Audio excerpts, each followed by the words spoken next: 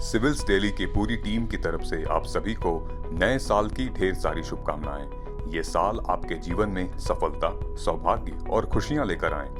UPSC के इस परीक्षा में आपकी मेहनत को नया मुकाम मिले और आपकी जीत पक्की हो। Happy new year. नमस्कार दोस्तों, उम्मीद है आप सब अच्छे होंगे। मैं सिद्धार्थ, आपका मेंटोर, स्वागत करता हूं सिविल्स डेली के यूट्यूब क्लासेस पर, जहां आज हम बात करेंगे यूपीएससी प्रीलिम्स और मेन से जुड़ी कुछ इंपॉर्टेंट एंड रेलेवेंट टॉपिक पर from the Hindu editorial and oped analysis.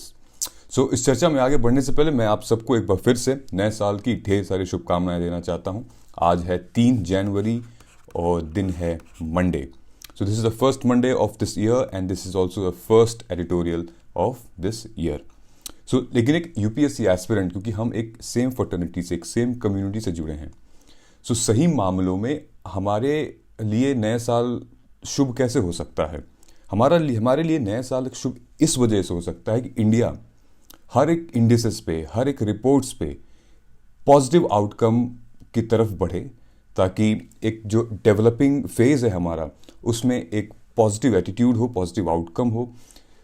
इन मामलों में अगर हम आगे बढ़ रहे हैं तो हम कह सकते हैं कि हमारा इंडिया आगे बढ़ रहा है, और जब हमारा इंडिया आगे बढ़ेगा तो ऑफ कोर्स हमारा फ्यूचर भी ब्राइट होगा और हमारा ग्रोथ भी ब्राइट होगी, right? In case, what do you think how an aspirant और how we should look forward for to celebrate new year? हम क्या क्या कर सकते हैं और क्या क्या होनी चाहिए चीज़ें? You can comment your answer here. Okay, so moving on. पिछले एडिटोरियल के एनालिसिस पे मैंने एक क्वेश्चन दिया था आपको with reference to foreign contribution regulation act. कई सारे लोगों ने आंसर सही लिखा है, जिनका आंसर सही नहीं, आई थिंक हमारी टीम ने कमेंट करके उनको बता दिया था कि आंसर गलत है आपका। In that case that answer stands I think A. Yes, third is not the right answer because it is not the statement, it is the incorrect statement. तो अपना आंसर आप मैच कर लीजिएगा। In case if you still have any doubt, let me know. I can share the entire explanation with you. Okay. Now, the next step is, guys, please once again, नए साल पे आपको मैं फिर से नए तरीके से बोल रहा हूँ कि प्लीज़ आप हमारे चैनल को सब्सक्राइब करिए और hit the bell icon. Once you hit the bell icon, you will get the notifications every now and then. ठीक है, हमारे कुछ प्रोग्राम्स वीकेंड्स के लाइक एथिक्स, लाइक CSAT के प्रोग्राम, डी कोडिंग यूपीएससी हमारा एक बहुत पॉपुलर प्रोग्राम है, जिसको बहुत आप कमेंट करते हैं, बहुत तारीफ करते हैं उसकी। So these are the few popular programmes where in once you press the bell icon तभी आपको पता चलेगा, क्योंकि वीकेंड्स में तो आप बिजी रहते होंगे शायद, राइट? सो आप रहिए busy, no doubt. Once you hit the bell icon तो वो अपडेट आता रहेगा, ताकि आपके सबकॉन्शियस माइंड में वो इन्फॉर्मेशन अपडेटेड रहे। ओके, सो चलते हैं आज के पहली न्यूज़ पे। तो 3 एडिटोरियल हम कवर करेंगे। एक तो आपके स्क्रीन के सामने है, दूसरा हमारा है वंदना योजना पे, ठीक है, और ये है स्कीम वंदना योजना, प्रधानमंत्री। और तीसरी जो इंफॉर्मेशन न्यूज़ है हमारी, एडिटोरियल है, ओपेड सेक्शन से रिलेटेड है, काफ़ी इंपॉर्टेंट है ये भी। ये हम डिस्कस करेंगे जब इसको हम चर्चा करेंगे तो। ओके, 3 इंपॉर्टेंट है, ज़्यादा नहीं, हम 7 से 8 मिनट हर 3 न्यूज़ पे लेंगे। कोशिश करेंगे कि 30 to 35 मिनट्स में आज का एडिटोरियल रैप अप हो जाए। ओके, सो सबसे पहली हमारी जो न्यूज़ है वो, this NSP can not change Pakistan's direction. NSP मतलब क्या? National security policy. किसकी? पाकिस्तान की। आप कहेंगे कि पाकिस्तान के बारे में हम क्यों डिस्कस कर रहे हैं? क्योंकि हमारा सबसे खास नेबर है पाकिस्तान। एक हिस्से में से अलग हुआ वो देश है, हमारा हिस्सा, हम सब एक थे, उसी में से अलग हुआ वो देश है। तो पाकिस्तान की हर मूव पे हमारी नज़र होनी चाहिए, जैसे कि वो हमारे हर मूव पे नज़र रखते हैं, ठीक है। सो ये जीएस पेपर 2 का बहुत इंपॉर्टेंट टॉपिक है, इंडियाज एंड इट्स नेबरहुड, ठीक है, PSIR से भी रिलेटेड है। सो हाल ही में क्या हुआ कि इमरान खान जो वहाँ के प्राइम मिनिस्टर हैं और जो मिलिट्री है, मिल के समझौते के साथ एक नेशनल सिक्योरिटी पॉलिसी को इम्प्लीमेंट किया, और कहा गया है कि this is the 36th meeting on December 27 Pakistan national security committee की, जिसको हम पाकिस्तान नेशनल सिक्योरिटी कमेटी, हाँ, जिसको हम NSC कहते हैं, नेशनल सिक्योरिटी कमेटी, उनकी 36वीं मीटिंग थी। और इस पे इन्होंने बहुत डिटेल में एक सिक्योरिटी पाइपलाइन पॉलिसी निकाली। बेसिकली जैसे हमारे यहाँ पे इंटरनल सिक्योरिटी होती है, राइट, वैसे ही कुछ चीज़ें हैं। इन्होंने ये कहा है कि नेशनल सिक्योरिटी पाइपलाइन की वजह से क्या होगा, this is to ensure the safety, security and dignity of the citizen of Pakistan. ठीक है, ये इनका मुद्दा था जिसका ऑब्जेक्टिव ये था इकोनॉमिक सिक्योरिटी। ठीक है, सामाजिक आर्थिक सुरक्षा, बेसिकली हिंदी में अगर कहें तो ये इसका ऑब्जेक्टिव था। सो this is the first ever national security policy, 7 years in the marking the NSP. अब ये लगभग 4 से मेरे ख्याल से 5 साल का है ये। ठीक है, इन्होंने इम्प्लीमेंट किया है कि इस वजह अगर इस पॉलिसी को हम निकालेंगे तो हम हमारी जो सेफ्टी है, सिक्योरिटी है और डिग्निटी है वो मेंटेन रहेगी हर एक सिटीजन की। ठीक है, सो और apart from economic and military matters the NSP also covers relating to foreign policy, terrorism, water security and demographic. ठीक है, अगर पाकिस्तान बात कर रहा है टेररिज्म को ख़त्म करने की तो ये एक बहुत बड़ा स्टेप है, ज़रूर करना चाहिए। ऐसी काबिल तारीफ पॉलिसी और इंसेंटिव ज़रूर ले आनी चाहिए। ठीक है, इससे सिर्फ उस देश का नहीं, उससे रिलेटेड जितने भी कंट्रीज हैं आसपास सबका फ़ायदा है इसमें। एम आई राइट? ठीक है, सो इस पूरे आर्टिकल में ये ही बताया गया है कि जो एनएसपी है वो काफ़ी नहीं है। ठीक है, सबसे बड़ा मुद्दा हम यहां समझेंगे कि मिलिट्री कूप में क्या होता है। हम सारी चीज़ें बात करते हैं कि मिलिट्री कूप यहां लग गया, मिलिट्री कूप म्यांमार में लग गया, इजिप्ट में लग गया, पाकिस्तान में लग गया, लेकिन एक पाकिस्तान बहुत बहुत ही फाइन एग्जाम्पल है अपनी मिलिट्री को लेके। यहां पे मिलिट्री और गवर्नमेंट सहमति से पॉलिसी बनती है, सहमति से कोई भी रिसोर्सेज डिस्ट्रीब्यूट होते हैं, लेकिन मिलिट्री अभी भी डोमिनेंट है यहां पे। ठीक है, ये पूरा का पूरा आर्टिकल यही कहता है कि सब कुछ ठीक है, लेकिन अगर पाकिस्तान की जो मिलिट्री है वो अगर डोमिनेट करना बंद कर दे, वो अगर ट्रांसपेरेंट हो जाए तो पूरा का पूरा मुद्दा ही सॉल्व हो जाएगा। ठीक है, तो हम थोड़े से अब लिटरेचर लैंग्वेज में आते हैं। ओके, सो ये चीज आपने समझ ली। Now soft scope of soft diplomacy in its armies first, the Pakistan army has always laid first claim on the country's revenue for the, ठीक है, कोई भी रिसोर्सेज हो पाकिस्तान की, जो अगर इनफैक्ट बजट भी बन रहा हो, सबसे ज्यादा मात्रा जाती है किसमें? डिफेंस में, उसके मिलिट्री में। उनका यही कहना है कि हमारे इतने लोग शहीद होते हैं, शहादत होते हैं, तो उनसे रिलेटेड बहुत सारे हम स्कीम्स देते हैं, बहुत इंसेंटिव्स देते हैं उनको, उनका रहन सहन, खाना पीना, not only with the jawans but the machine, the equipments, ये वॉर इक्विपमेंट्स होती है, उसमें सबसे ज़्यादा पैसा खर्चा होता है। ठीक है, तो हमेशा से रहा है पाकिस्तान का सबसे ज़्यादा जो रिसोर्सेज है, पैसा रुपए है, वो जाता है मिलिट्री में। ठीक है, so from the time to time some officers have laid down the stress on the importance of geo economics, ठीक है, लैंड इकोनॉमिक्स, ठीक, but seldom has army shown in willingness to divert resources. बहुत सारे लोगों ने कहा भी है कि भाई आप रिसोर्स को डाइवर्ट करिए, लेकिन मिलिट्री इतनी पावरफुल है, ठीक है, इतना डोमिनेंट है वहाँ पे कि रिसोर्स और डाइवर्ट हो नहीं दे देते हैं। रिसोर्स में क्या आती है? बहुत सारी चीज़ें आती हैं, फूड सिक्योरिटी रिलेटेड आती है, लैंड की बात आती है, बजट की बात आती है। ये सारी चीज़ें एक ही जगह आप दे रहे हो। ठीक है, ये वही चीज़ हो गई कि आप अपने बॉर्डर की सिक्योरिटी को तो बहुत टाइट कर लिया है, लेकिन जो इंटरनल टेंशन है उससे तो आप परेशान हो जाओगे। आप अपने जवानों को और अपने डिफेंस में इतना खर्च कर रहे हो, लेकिन जो कम्युनल पॉलिटिक्स है, जो कम्युनल आपके देश के अंदर चीज़ें जो खोखली कर रही हैं, उसमें क्या होगा? फूड सिक्योरिटी क्या होगा? अपने जनता के लिए आप क्या कर रहे हो? ये एक इंपॉर्टेंट मुद्दा बनता है। यहाँ ट्रांसपेरेंसी आनी चाहिए। Okay, so the first step has to be the transparency in actual military expenditure. Okay, so और क्यों नहीं होगी ट्रांसपेरेंसी? बिकॉज देखिए, हमेशा इंडिया पहल करते हुए आया है कि मामला थोड़ा सा सुलझ जाए, लेकिन पिछले 75 सालों से, जब से हमें आज़ादी मिली है, हमें पिछले 75 सालों से पाकिस्तान एक ही इशू को लेकर बैठा हुआ है, कश्मीर इशू, और एक डोमिनेंट हो गया है और मतलब मानने को तैयार नहीं है इस मामले में, और कितने सारे रिसोर्सेज, कितने सारे एक्सपेंडिचर खर्च कर रहे हैं। ठीक है, ठीक है, हम कुछ जियोपॉलिटिकल मुद्दे हैं उनको सहमति से बात करके किया जा सकता है। आप जो रिसोर्सेज हैं वो और भी जगह डाइवर्ट करिए अपने कंट्री में, ठीक है।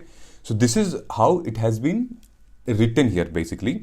सो द कश्मीर कॉज, यहाँ पे आपने देखा, is a subset of overall negative approach to India, ठीक है। बेसिकली क्या हुआ था अभी, जब JNK 370 एब्रोगेट हो गया था, अबॉलिश हो गया था, जब मोदी जी ने 370 को हटा के एक यूटी बना दिया था जब JNK को, तो पाकिस्तान ने ये किया था तय कि जितनी भी ट्रेड हैं वो बंद हो जाएंगी, हम नहीं करेंगे, हम नहीं मानते हैं इस लॉ को और हम ट्रेड नहीं करेंगे। यार एक बात बताओ, ट्रेड अपनी जगह है और जो चेंजेस हुए हैं कानून वो अपनी जगह है। ट्रेड की वजह से आपकी इकोनॉमिक सिचुएशन खराब हो सकती है, ठीक है। रोजमर्रा की जिंदगी में लोग बहुत कुछ आमन जामन लेते हैं, इंपोर्ट एक्सपोर्ट करते हैं, ठीक है। ट्रेड को आप दूसरे एंगल से मत देखो, ट्रेड को आप लोगों की इकोनॉमिक सिचुएशन से देखो ना। लोग पैसा रुपए कमाते हैं, लोग खाएंगे नहीं, कमाएंगे नहीं तो खाएंगे क्या, राइट। सो आप अपने जियोपॉलिटिकल टेंशंस अपने लेवल तक आप लड़िए, जब मामला बहुत ज़्यादा टेंस्ड हो जाएगा तब हम देखेंगे इन चीज़ों को। अभी आपने बिल्कुल एक वो बच्चों की तरह कोई चेंजेस हुए नहीं तो आप सब बंद कर दो, ऐसा नहीं होता है। So this is how the military is acting and they have to be legally adhere to its position. यहाँ पे वही लिखा है, ठीक है।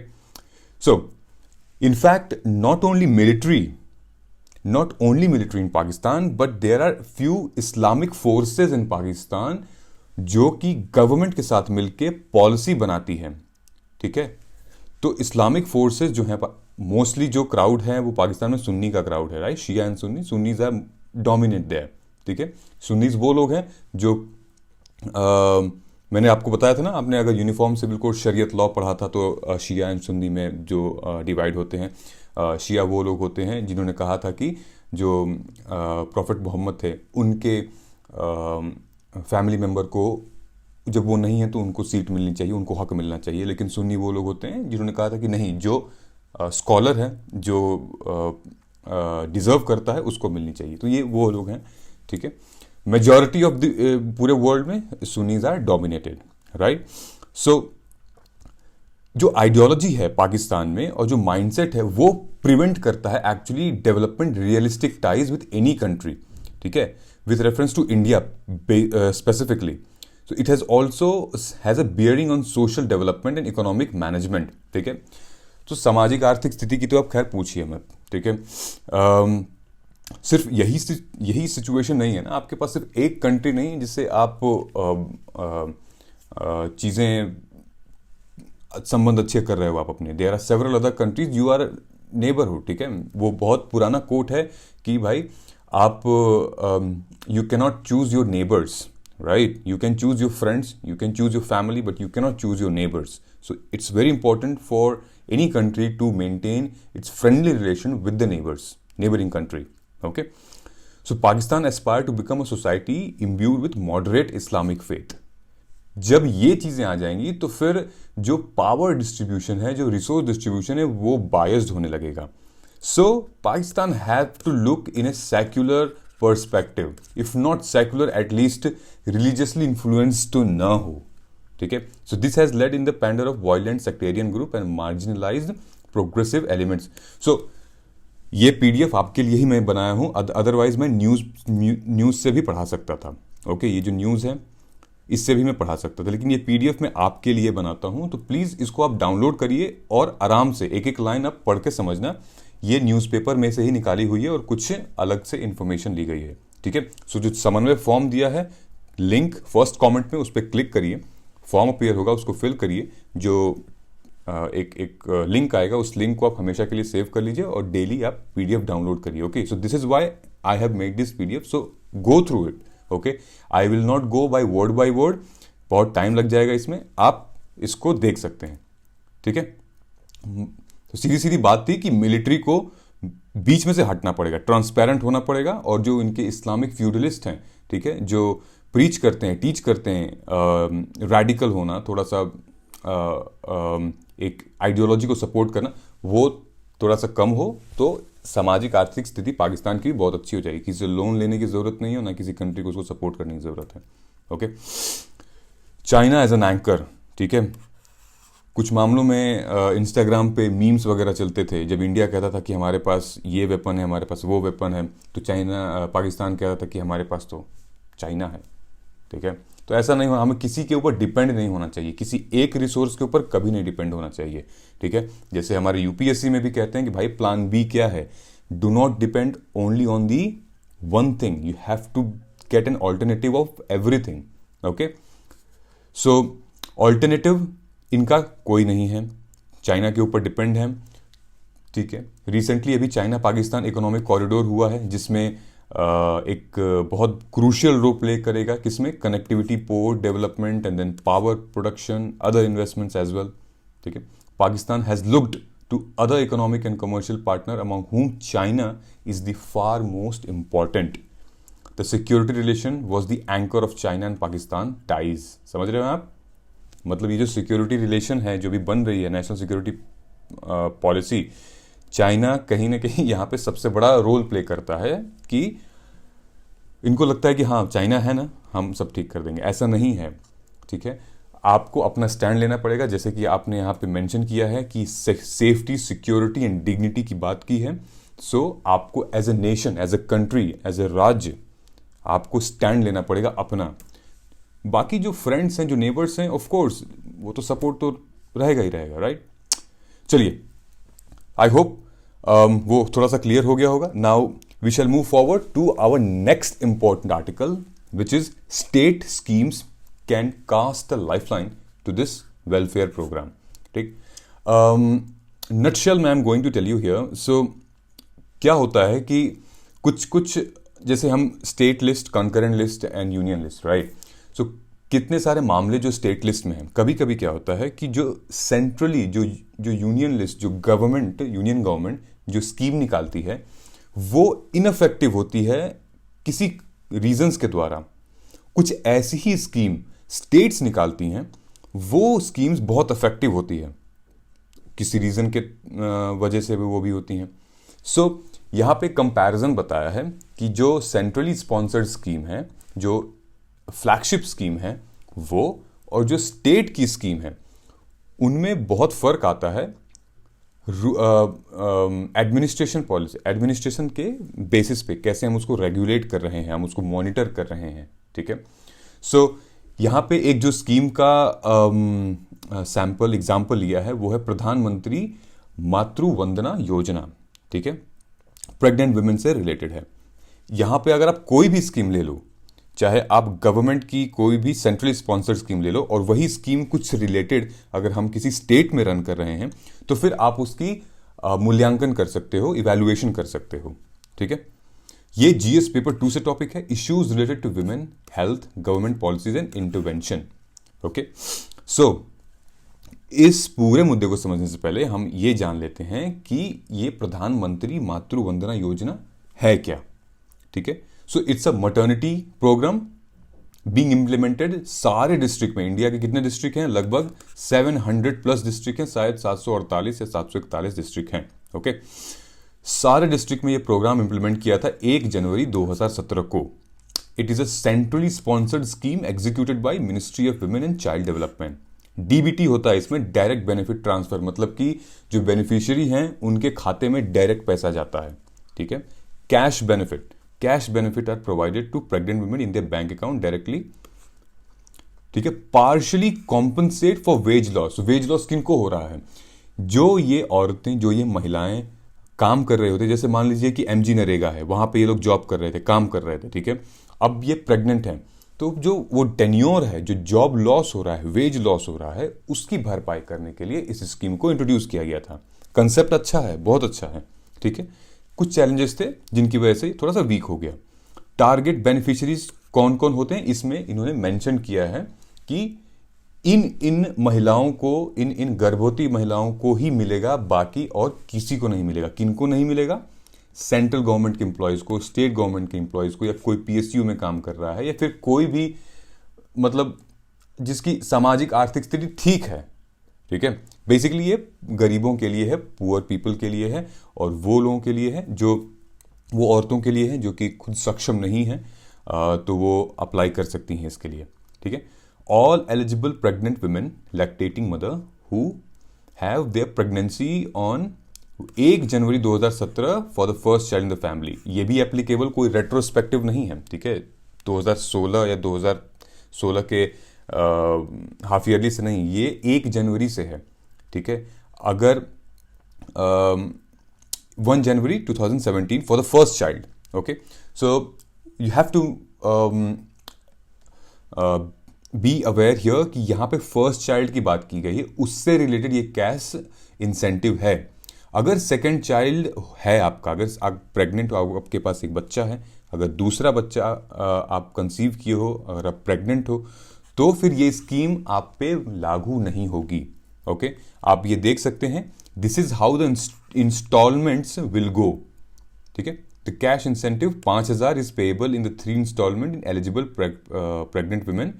तो first instalment, second instalment, third instalment, पहले 1,000 की, फिर 2,000 की, फिर 2,000 की। इसकी एलिजिबिलिटी क्राइटेरिया क्या होगी वो हम समझते हैं यहाँ पे। आप यहाँ पे देख लो, यहाँ मेंशन किया हुआ है, वीडियो पॉज करके यहाँ पढ़ भी सकते हो आप, या फिर मैं यहाँ पे बता दूंगा, ठीक है। बेनिफिट अंडर द स्कीम, ये तो बता दिया, 5,000 3 इंस्टॉलमेंट में जाएंगे, ठीक है। Early registration of pregnancy, register करना पड़ेगा आपको। कहाँ रजिस्टर करना पड़ेगा? ये जो पोर्टल देख रहे हैं आप, ministry of women and child development, यहाँ पे आप लॉगिन करेंगे और पोर्टल से आप चेक कर सकेंगे सारी चीज़ें, ठीक है। एंटीनेटल चेकअप, कुछ रिसीट होती है, ये सारी चीज़ें डालनी होती है, हॉस्पिटल का नाम, डॉक्टर वगैरह सब रिसीट होती है, ये डालनी होगी। And registration of the birth of child and the completion of first cycle of the vaccination of the first living child of the family, ठीक है। जो इंपॉर्टेंट रेलेवेंट डिटेल हो सकती है कि भाई ये आपका पहला ही बच्चा है, क्योंकि ये स्कीम दूसरे बच्चे पर लागू होती नहीं है, तो जितनी भी पेपर वर्क है वो यही सुनिश्चित करेगी कि ये पहला बच्चा है तभी आपको मिलेगा, तो ये पेपर वर्क इसके लिए है, ठीक है। सो इसी मामले से रिलेटेड एक और स्कीम थी जिसको हम कहते थे जननी सुरक्षा योजना, ठीक है। The eligible beneficiaries also receive cash incentive under Janani Suraksha Yojana. यहां पे 6,000 रुपए दिया जाता था, इट्स ए डिस्टिंक्टिव फीचर, मतलब कैश ट्रांसफर 6,000 रुपीज दिया था, ठीक है। Implementation of the scheme closely monitor by central and state government and through ये कॉमन एप्लीकेशन सॉफ्टवेयर। ये एक ऐसा सॉफ्टवेयर है जी, दोनों ही स्कीम को देखा करता है, ठीक है। So this software, common application software, is a web based software that enables tracking of status of each beneficiary under the scheme account and grievance redressal. इसमें एक अच्छी बात है कि इसमें ग्रीवियंस रिड्रेसल है, ठीक है, ताकि लोग अपनी कंप्लेन भी फाइल कर सकते हैं, नहीं मिला तो इस पे कंप्लेंट फाइल कर सकते हैं, और भी कोई इश्यूज हो गए, रजिस्टर नहीं हो रहा है, ये चीज़ एमजी नरेगा में नहीं है। लोग कंप्लेन नहीं फाइल कर सकते, लोग कोई इशू भी हो, कोई प्रॉब्लम भी हो रहा है, जॉब कार्ड से रिलेटेड पैसे नहीं आ रहे हैं, नहीं कर सकते, ठीक है। प्रेजेंट स्टेटस मतलब कि ये काफ़ी पुरानी स्कीम है, लेकिन अभी हम मूल्यांकन कर रहे हैं, वैल्यूएशन कर रहे हैं। तो फिलहाल जो तेलंगाना उड़ीसा है इसमें स्कीम चालू हो गई है, लेकिन अभी चल रही है, ठीक है। उड़ीसा की हम अभी बात करेंगे, ठीक। मध्य प्रदेश, आंध्र प्रदेश, ये सारी जगह पे इंप्लीमेंट हो गई है, मस्त चल रही है, कोई दिक्कत नहीं है। उड़ीसा की जब हम बात करेंगे, ठीक है, तो ये जो आर्टिकल है, आर्टिकल लिखा किसने है, सबसे इंपॉर्टेंट बात यहाँ पे ये है, जो आर्टिकल लिखा है वो खुद एक एमपी है राज्यसभा के, कहाँ से, उड़ीसा के, ठीक है। ये अमर पटनायक साहब, he is a member of parliament and coming from Orissa, that's why Orissa. मैंने कहा कि अब हम आगे पढ़ते हैं। सो आगे पढ़ने से पहले जननी सुरक्षा योजना, ये भी एक सेंट्रली स्पॉन्सर्ड स्कीम है। किस लिए इंप्लीमेंट की गई थी? अब देखिए, इसका ऑब्जेक्टिव दूसरा है। Objective is reducing maternal and infant mortality, और बाई कैसे हम रिड्यूस करेंगे, by promoting institutional delivery. Institutional delivery मतलब कि हम हॉस्पिटल्स में इनको एनकरेज करेंगे कि आप हॉस्पिटल्स में जाइए और अपनी डिलीवरी करवाइए, ना कि किसी भी XYZ क्लिनिक या फिर जगह पे। तो आपको ये ऑब्जेक्टिव दोस्तों ध्यान से समझने होंगे, पढ़ने होंगे, okay. Basically it is a safe motherhood intervention under the national health mission, NHM का, ठीक है। इनको भी कैश इंसेंटिव दिया जाएगा। तो कैश इंसेंटिव इनको इसलिए मिलेगा कि भाई तुम कहीं और नहीं बल्कि इंस्टीट्यूशनल डिलीवरीज, मतलब कि हॉस्पिटल्स में जाके आप डिलीवरी करवाइए, चाहे वो प्राइवेट हो गए चाहे गवर्नमेंट हो गए, ठीक है। तो किसके थ्रू किया जा रहा है? आशा के जो वॉलंटियर्स हैं उसके थ्रू किया जा रहा है ये, ठीक है। तो आशा के वॉलंटियर्स के थ्रू किया जा रहा है, और आशा के वॉलंटियर्स को भी इंसेंटिव दिया जा रहा है कि आप लोग इनको प्रमोट करिए, इनको इन्फ्लुएंस करिए ताकि इंस्टीट्यूशनल डिलीवरीज हों। ठीक है। स्पेशल फोकस किस पे दिया रहा है? Schemes focuses on the poor pregnant women with special dispensation of states that have low institutional rates. ये भी बहुत अच्छी बात इसमें की गई थी कि जो भी हमारे जितने भी राज्य हैं, जितने भी स्टेट हैं जिनमें सबसे कम इंस्टीट्यूशनल डिलीवरीज होती थी, सबसे ज़्यादा प्रोग्राम का इम्प्लीमेंटेशन वहाँ पे फोकस्ड किया गया है। ओके, कौन कौन सी जगह थी वो? यूपी आएगा ही आएगा, उत्तराखंड आएगा ही आएगा, Bihar, Jharkhand, MP, Chhattisgarh, Assam, Jammu and Kashmir, almost पूरे नॉर्थ इंडिया की, पूरा नॉर्थ इंडिया था यहाँ पे। ठीक है। The above states have been named for the low performing and under the scheme that's been high performance state. ठीक है। बाकी जितने भी स्टेट्स हैं वो हाई परफॉर्मेंसेज हैं, वहां पे इंस्टीट्यूशनल डिलीवरीज हो रही हैं। सो अब की चैलेंजेस क्या हैं? अब हम आते हैं आर्टिकल के मेन कंक्लूजन पे, मतलब कि मेन समरी पे, सॉरी। सो की चैलेंजेस ये हैं कि जो योजना थी मातृ वंदना योजना, उसमें यह पाया गया कि जो एनरोलमेंट है और जो डिसबर्समेंट है, ठीक है, एनरोलमेंट मतलब कि जब आप पोर्टल पे लॉगिन करते हो, और डिसबर्समेंट मतलब जब आपको पैसा आपके अकाउंट में आए, ठीक है, एक तरीके का बांटना पैसा, उन दोनों में गिरावट है। बहुत कम लोग अब एनरोल कर रहे हैं। जो प्रेग्नेंट लैक्टेटिंग मदर है वो एनरोल कर रही हैं, और जो एनरोल कर रही भी हैं उनको भी पेमेंट नहीं मिल रही है, डिले हो रही है पेमेंट, मतलब जो इंस्टॉलमेंट्स हैं वो डिले हो रही हैं। ठीक है। So we have witnessed a downfall in the last 2 years as in the data provided by the Ministry of Women in response to the parliamentary questions. ठीक है, ये डेटा खुद WCD ने दिया है। ठीक है। क्या कहा गया है कि लगभग 50% बेनिफिशरीज जो रजिस्टर्ड हुए थे उनको तीसरी इंस्टॉलमेंट, मतलब तीसरी क्या, तीनों ही इंस्टॉलमेंट नहीं मिली है। Where in 9% drop in enrolment under the scheme. ठीक है।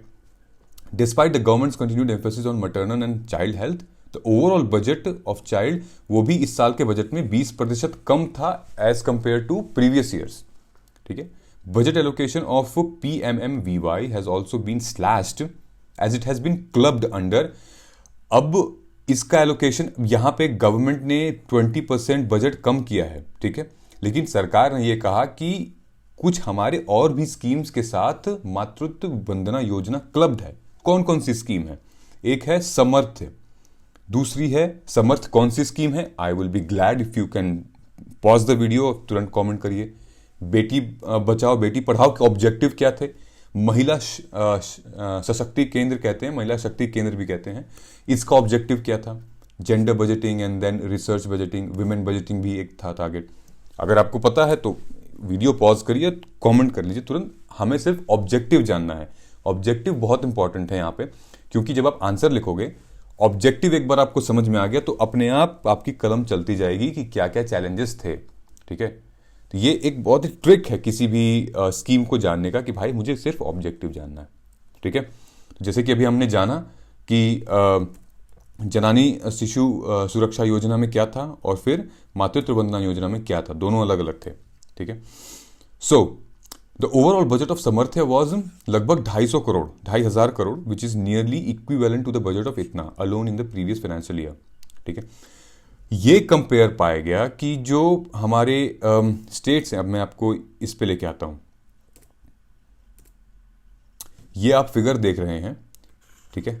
इसमें यह पाया गया है जो हमारा वंदना योजना है, मातृत्व वंदना योजना, ये ग्राफ 2020 में ऊपर गया था, लेकिन 2020 से 2021 के बाद ये नीचे आ गया। लगभग 52% ऐसे एनरोलमेंट हैं जो बेनिफिशरीज हो सकते थे, वो ड्रॉप हो गए हैं।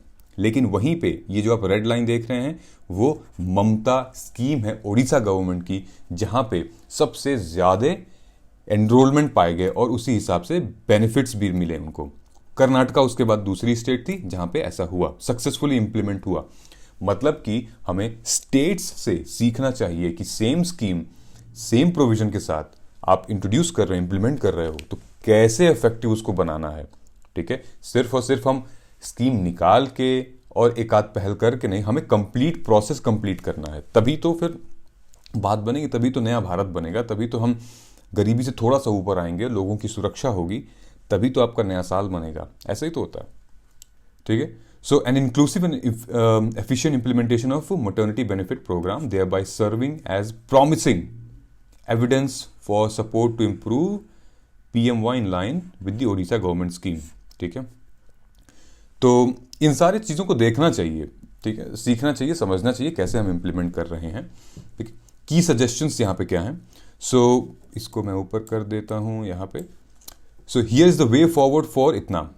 वे फॉरवर्ड में अगर आपसे पूछा जाए कि मेंस में, आपके GS2 के मेंस में अगर क्वेश्चन आ जाए कि क्रिटिकली एग्जामिन द प्रधानमंत्री Matritva Vandana Yojana and its role towards contributing pregnant women health, तो आप क्या लिखोगे? तो ये सारी चीज़ें जो मैंने आपको बताई हैं वो की चैलेंजेस क्या हैं, ऑब्जेक्टिव क्या थे और फिर सजेशन क्या है। सजेशन में आप ये दोगे कि भाई आप पहला बच्चा जब पैदा हो रहा है तो उसके लिए ये स्कीम है, आपको दूसरे बच्चे के लिए भी स्कीम करनी पड़ेगी, ठीक है, तभी सबसे ज़्यादा इनरोलमेंट होंगे। ओके, इनरोलमेंट होंगे और फिर सिचुएशन भी ठीक होगी। नाउ दूसरा ये है कि जो वुमेन्स अनऑर्गेनाइज मतलब इनफॉर्मल सेक्टर जैसे मनरेगा हो गया या फिर स्ट्रीट वेंडर्स हो गए या फिर जो ऑर्गेनाइज सेक्टर में काम नहीं कर रहे हैं, ठीक है, जो इनफॉर्मल सेक्टर में काम कर रहे हैं, उनसे रिलेटेड ये एक एम्पावरिंग स्कीम हो जाएगी, ताकि जब वो काम नहीं करेंगी, क्योंकि जब वो काम करेंगी तभी खाएंगी और जब वो काम नहीं करेंगी तो कहाँ से अपना भरण पोषण करेंगी, तो उस दौरान में उनको ये सारे मतलब थोड़े से कैश बढ़ाना भी चाहिए, इंसेंटिव, ठीक है, अमाउंट भी बढ़ानी चाहिए। और जो एक ब्यूरोक्रेसी है, मतलब कि पेपर वर्क बहुत ज़्यादा है, हस्बैंड का आधार चाहिए तो पता नहीं क्या क्या बहुत सारी चीज़ें हैं और भी, ठीक है, तो वो सारी चीज़ें थोड़ी सी कम हो, ठीक है, इतना नहीं आता है इनको, ठीक, और इतना आता भी है तो किसी मिडिल मैन को ये ले आते हैं और मिडिल मैन की वजह से वो आधा पैसा इनसे खा लेता है। दूसरी चीज़ यहाँ पे ये बताई गई है, जो हमारा MG नरेगा है, MG नरेगा लगभग 200 से 250 रुपए के बीच में शायद उसका रेट है पर डे का, ठीक है। तो 12 वीक्स का जो प्रेगनेंसी पीरियड, जो मटर्निटी लीव कहते हैं 12 हफ्ते की, तो अगर हम 12 वीक्स मतलब लगभग 12 इंटू 7, ठीक है, 12 इंटू 7 इंटू 202 मतलब कि लगभग 15-16 हज़ार रुपये हो गए। मतलब कि उन 12 हफ्तों में अगर ये महिलाएं अगर MG नरेगा के थ्रू काम करती तो ये लगभग 15-16 हज़ार रुपये कमा लेती 12 महीने में। लेकिन अब वो मटर्निटी लीव पे हैं तो कहाँ से कमाएंगी? तो सरकार को, गवर्नमेंट को 5,000 से लगभग 15-16 हज़ार रुपये तक करना चाहिए यहाँ पे, ठीक है।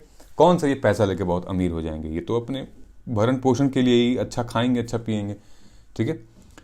इनफैक्ट जो हमारा मटर्निटी बेनिफिट एक्ट है 1961 का, वो भी मैंडेट किया है 12 हफ्ते की maternity leave on women with 2 और मोर चिल्ड्रंस, ठीक है।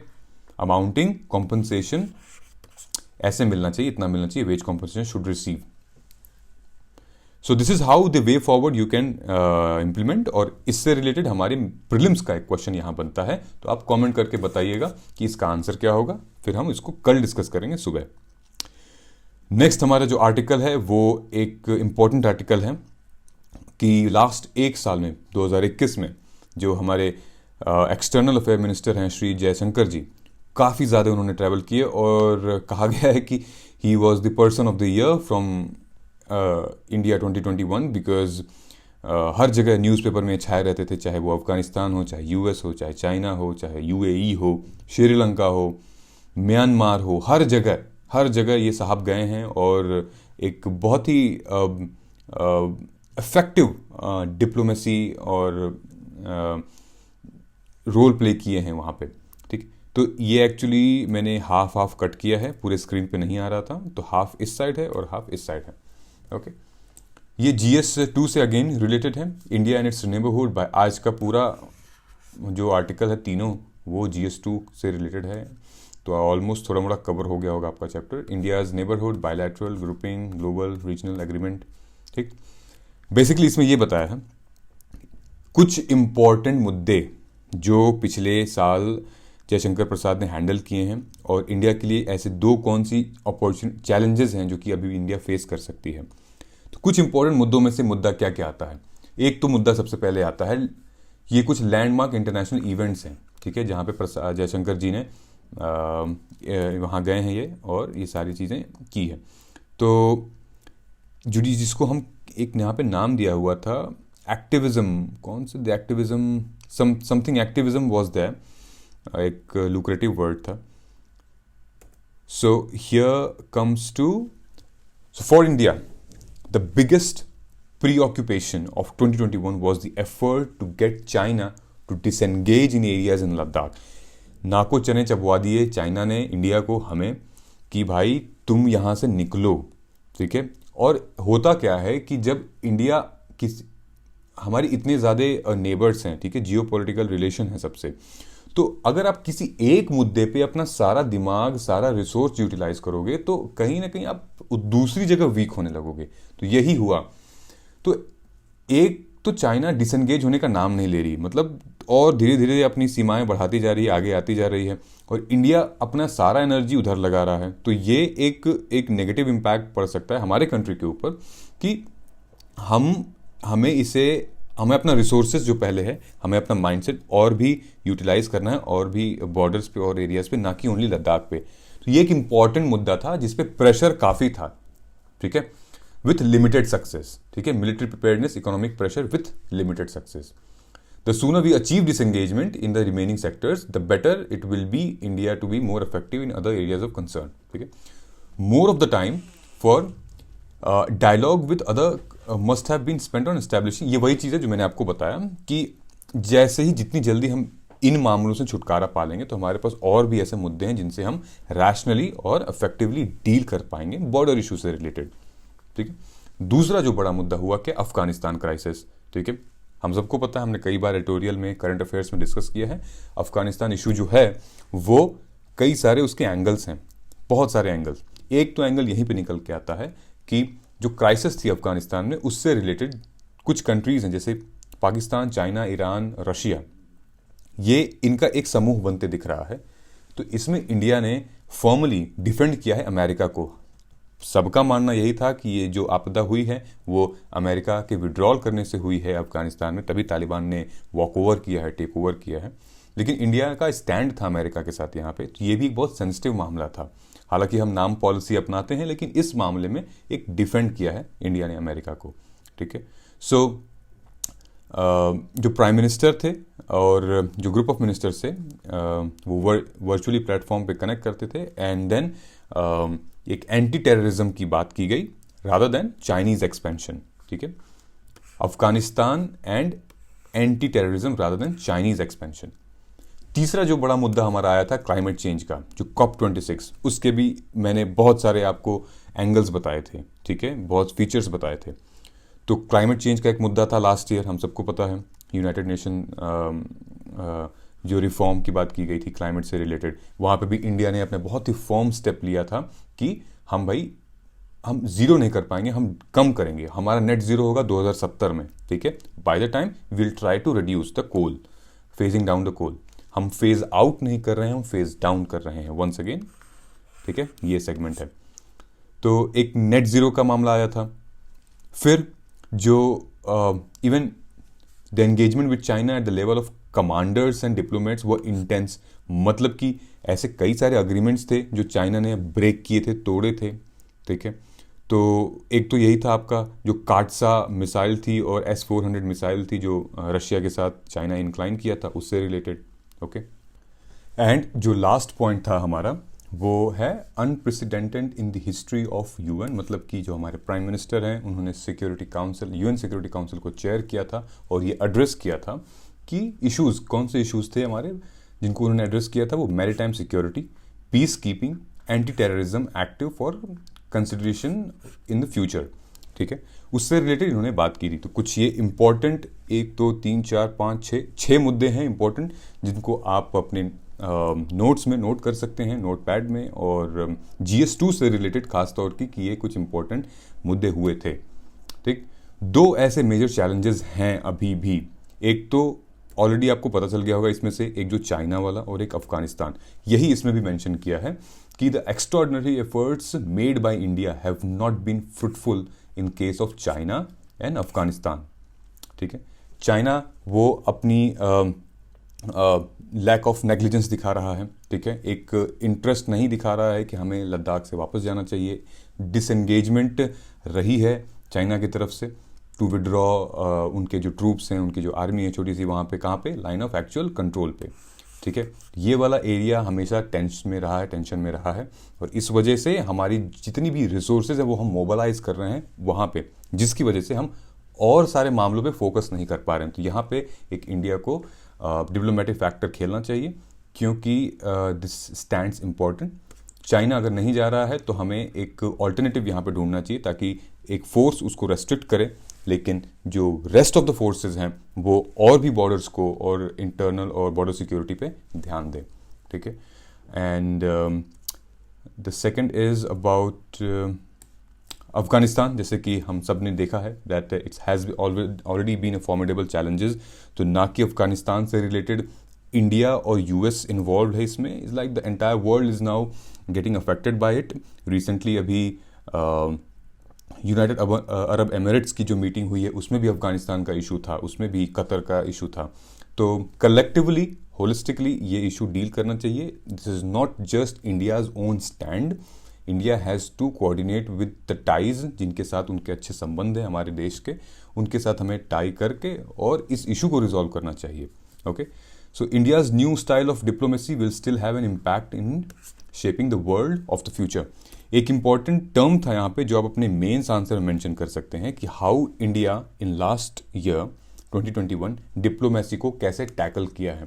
तो यहाँ पे मेंशन है with patience, diligence, firmness rather than reaching conclusions through concessions were the ingredients of the Indian strategy। Concession समझ रहे हैं आप, कि कुछ ले दे के काम हो जाए, कंसिलिएशन वाला। तो इस मामलों में इंडिया ने पूरे साल में, लगभग लास्ट ईयर में, कहीं पे ये अप्रोच नहीं, ये स्ट्रैटेजी नहीं अपनाई है। ठीक है, जनरल एग्रीमेंट के थ्रू, लेकिन जो स्ट्रैटेजी वो अपनाई है इंडिया ने is like patience, diligence and firmness. ठीक है, so here you can conclude your answer in, अगर GS2 से रिलेटेड अगर इस पर कोई आता है तो आप अपना कंक्लूजन मेंशन कर सकते हैं इस पर। ओके, सो आई होप आज का ट्यूटोरियल आपको तीनों चीज़ें समझ में आई होगी। ये है हमारा क्वेश्चन जो कि आप प्लीज़ कमेंट करके बताइएगा, यूनाइटेड नेशन सिक्योरिटी काउंसिल से रिलेटेड। इजी क्वेश्चन है बट मोस्ट प्रोबेबल भी हो सकता है। ठीक है, सो इजी है लेकिन इग्नोर मत करिए, कमेंट करके बताइए इसका क्या आंसर होगा and then we will move it forward. ठीक, सो ये रहा हमारा यूट्यूब क्लासेस, कुछ प्रोग्राम्स हैं जो कि आप देखते हैं। अगर आप नए हैं तो ये हमारे डेली यूट्यूब क्लासेस होते हैं, editorial opinion analysis, burning issues, daily current affairs, explainer and MCQs, जिसको आप रोज़ फॉलो भी करते हैं। सो पूछे गए हुए क्वेश्चंस पे प्लीज़ कमेंट करके बताइए और do not forget to like, share, subscribe. अपने दोस्तों को भी, अपने जो आपकी कम्युनिटी है उसमें भी आप शेयर करें। ठीक है, so sharing is caring and that's how we know. और जितना ज़्यादा आप नॉलेज शेयर करेंगे, बांटेंगे, उतना ज़्यादा आपको भी खुद एक्सपीरियंस होगा और आपके लैंग्वेज और आप सबकॉन्शियस माइंड में आपके वो फीड होगा। सो मिलते हैं कल के एनालिसिस में, तब तक के लिए आप अपना ख्याल रखें। Thank you so much. जय हिंद।